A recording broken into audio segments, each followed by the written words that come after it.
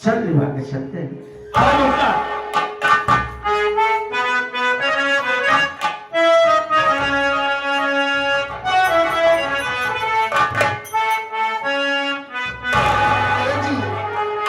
क्या बताओ, आप इतने दिन जेल में थे, लेकिन आप ये जानते हो कि मेरे दिल पर क्या बीत रही थी। मेरी बात सुनिए।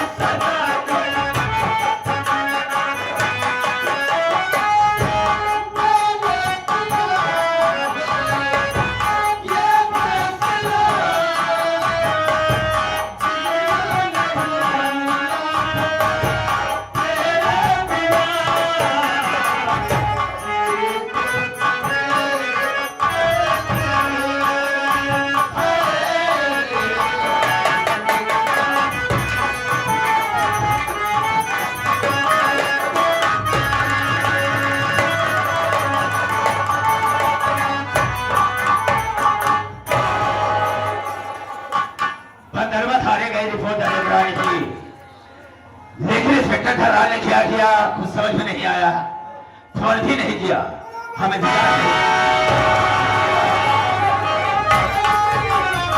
गजब हो गया, बहुत गजब हो गया। इंस्पेक्टर थराज, बहुत घबराया क्यों है, बात क्या है? और मैं तेजी से भगा आ रहा, दिखाई नहीं दे रहा, कुर्सी भी तोड़ डाली। एक गिलास पानी मिलेगा क्या? हम पूछते हैं तुझे हुआ क्या है? अरे ये पूछिए क्या नहीं हुआ सर। क्या हुआ? आप ये अच्छी तरीके से जानते हैं हाँ कि आपकी बहन ममता राजेश और रंजीत का केस लड़ रही थी।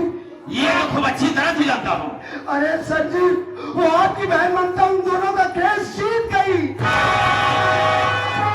और कोर्ट के ऑर्डर के अनुसार वो दोनों जेल से बाइज्जत रिहा हो गए। क्या होगा मंत्री जी, एक काम कीजिए, आप मेरा इस बलरामपुर थाने से किसी दूसरे थाने में ट्रांसफर करवा दीजिए।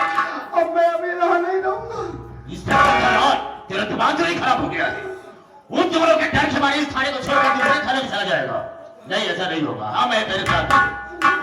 और गुस्से में ममता ने ठीक नहीं किया है, बहुत गलत काम किया है।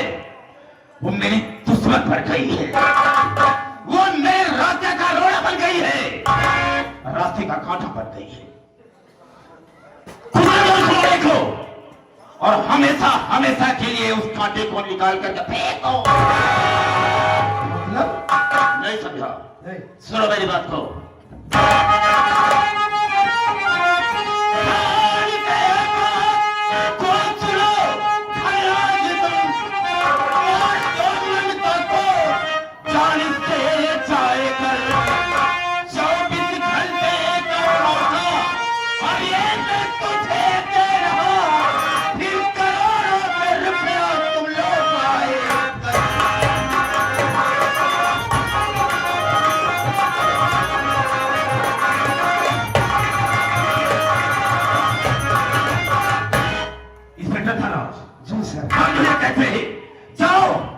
24 घंटे का तुझे मौका देते हैं और 24 घंटे के अंदर ममता को जान से मार दो।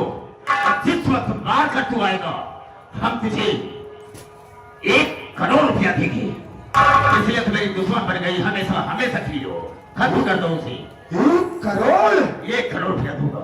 अरे सर जी, 1 करोड़ रुपए के कारण तो मैं बीरभानपुर चौराहे पर बम फेंकवा दूं। वहां फेंकने की कोई जरूरत नहीं है, पहले ममता को देखो, उसे मारो। रही बात ममता को मारने की तो मेरी बात सुनिए।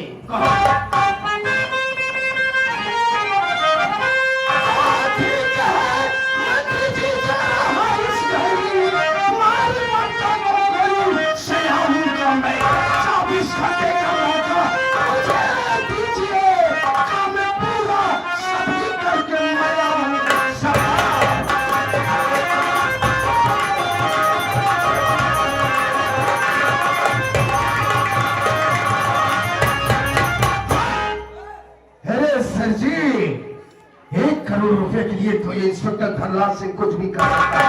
सारा उसी वक्त और आपकी बहन ममता को जान से मार दूंगा। उम्मीद करता हूं, लेकिन जिस वक्त में आपकी बहन को और उस ममता को जान से मार दूंगा, लेकिन उसको मारने के बाद जब ये खुशखबरी लेकर मैं आपकी हवेली पर आऊं तो मेरा 1 करोड़ रुपया तैयार रखना। तो मेरी आदत से वाकिफ है कि जो मैं कहता हूँ उसे करता हूँ। और जिस वक्त मार कर तू आएगा तुरंत हम तुझे 1 करोड़ रुपया देंगे। और सर, तो मैं इसी वक्त जाना चाहता हूँ।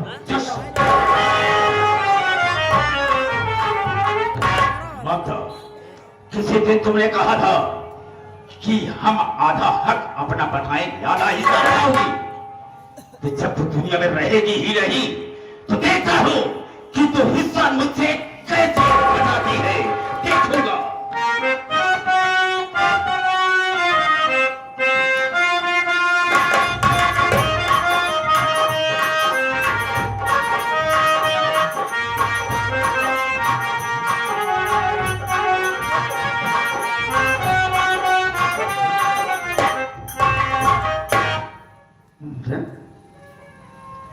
बाप क्या है, घर पर ताला लगा है, न तेरी भाभी दिखाई दे रही, न बच्चे दिखाई दे रहे। कहां ये तो मैं सोच रहा हूँ भैया भाभी गई कहाँ? भैया भाभी अकेली थी घर में, हो सकता है अकेली बैठ कर रो रही होगी, अपना दिल बहलाने के लिए किसी पड़ोसी के यहाँ चली गई होगी। आवाज देता हूँ, भाभी मेरी आवाज सुनेगी तो दौड़ कर जरूर आएगी। अरे भाभी दो, भाभी दो,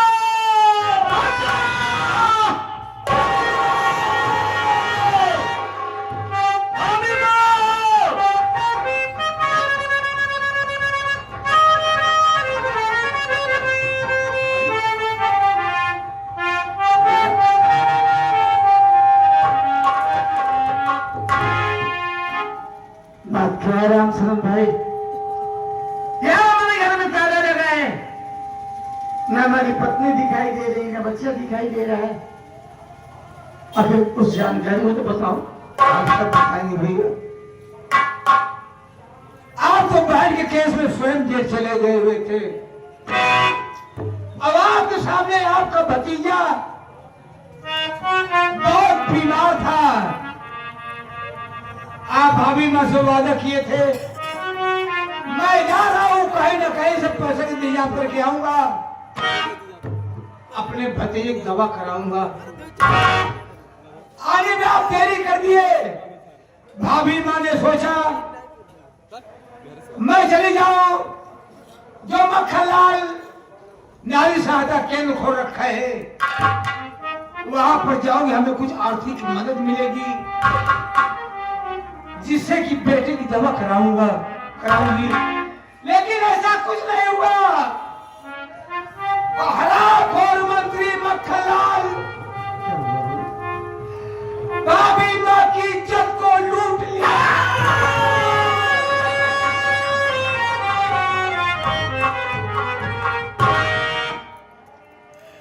इज्जत लूटने के बाद आपका बेटा यानी आपका भतीजा बूढ़ा बच्चा जो दुनिया में नहीं देख पाया था,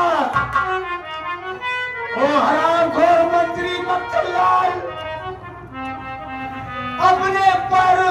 कुचल कुचल के मार डाला। साला कुत्ते की औलाद मंत्री मक्खनलाल, साला तेरी सौदा के थोड़ा का है। इसी यार में गरीब मजदूर अबलाओं की इज्जत से खेलता है। हम साले तुझे कुत्ते की मौत मारेंगे। अरे टुकड़ा टुकड़ा न किया तो हमारी महताई के दूध आराम है। जब बेटा खत्म हुआ, भाभी ने सोचा मैं चली जाऊं बल्लापुर थाने, मंत्री खिलाफ रिपोर्ट लिखा दूंगी। मरे हुए बच्चे को पानी में लेकर लड़खड़ाते हुए और यही बल्लापुर थाने, जहां पर इंस्पेक्टर धनराज मौजूद था। भाभी मां पैर पकड़ के रोने लगी। साहब, मेरी आप रिपोर्ट लिख लीजिए। हमारी इज्जत लूटी गई, हमारे बच्चे को बेरहमी के साथ मार दिया गया। साहब, हमारी इंसाफ दीजिए। लेकिन ऐसा कुछ नहीं हुआ। हरा पर इंस्पेक्टर धनराज भाभी मां को लगा मारने, मार मार करके थाने से भगा दिया। अब हमें कुछ पता नहीं है भाभी मां मरे हुए बच्चों को लेकर कहां गई होगी, कहां गई होगी, हमें कुछ पता नहीं।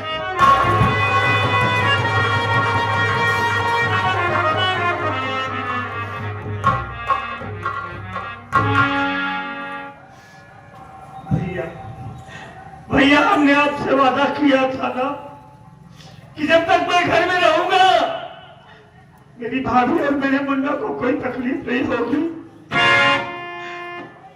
लेकिन भैया, मैं अपने वादे को नहीं निभा पाया। इंस्पेक्टर धोखे से मुझे थान जेल में डाल दिया। वादे को नहीं निभा पाया, दुनिया बिगाड़ हो गई। मेरी गलती को माफ कर दो।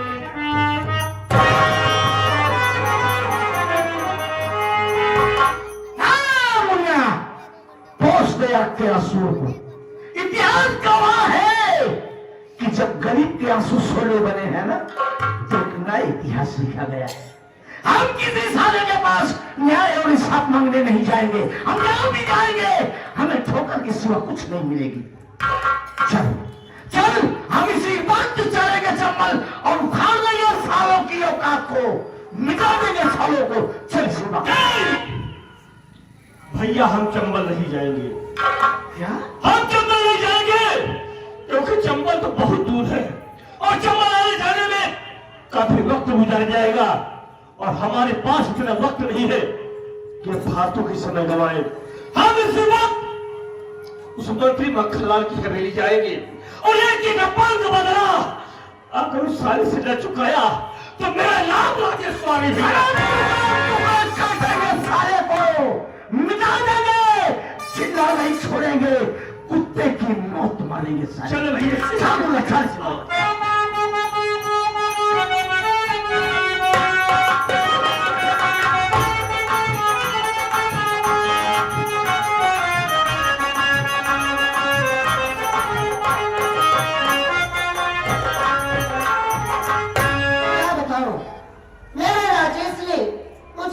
बुलाए थे लेकिन वो अभी तक नहीं आए। मैं उनका थोड़ी देर इंतजार करती हूँ।